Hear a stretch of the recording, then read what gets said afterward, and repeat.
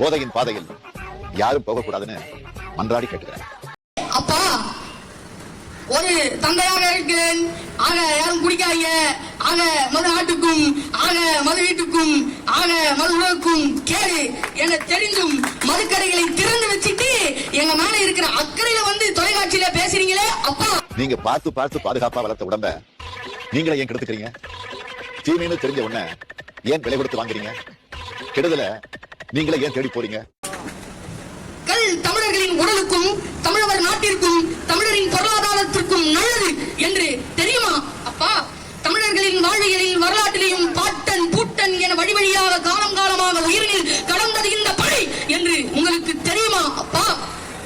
பல சங்ககால பாடல்களில் இருந்து வாழ்ந்து வரும் பனையை ஒரு பனைவரும் கூட இல்லாமல் வெட்டி தள்ளுகிறார்களே அப்பா. அதை தடுத்து நிறுத்த முயற்சி எடுக்க முடியுமா அப்பா?